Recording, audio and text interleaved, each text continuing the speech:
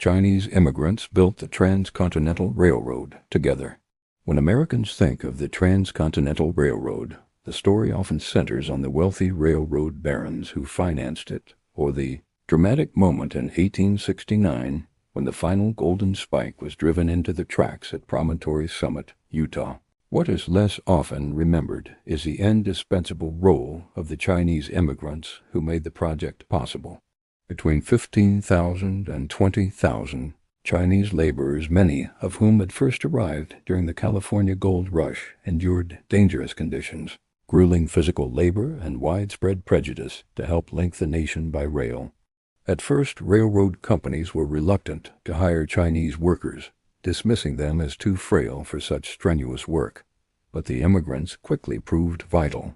They toiled in freezing winters and scorching summers, performing the most dangerous tasks, blasting tunnels through the Sierra Nevada, laying track across deserts, and building trestles over canyons.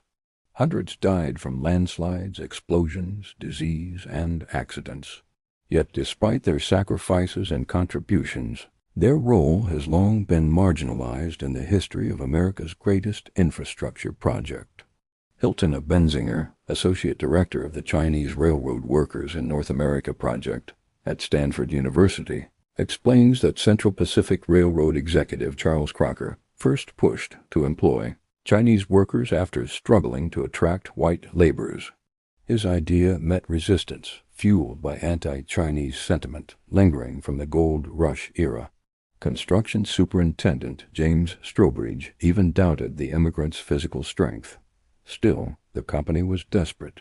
Historian Gordon Chong notes that white laborers did not sign on in numbers anything close to what was needed, leaving the railroad no choice but to rely on Chinese workers.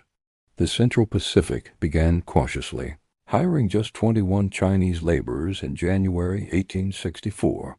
By early 1865, convinced of their capability, the company expanded the workforce in batches of 50, and soon Chinese immigrants made up the majority of its labor force. By 1867, nearly 90% of Central Pacific's workers were Chinese, performing duties ranging from basic labor to skilled tasks like carpentry, blacksmithing, and tunneling, much of it done with hand tools.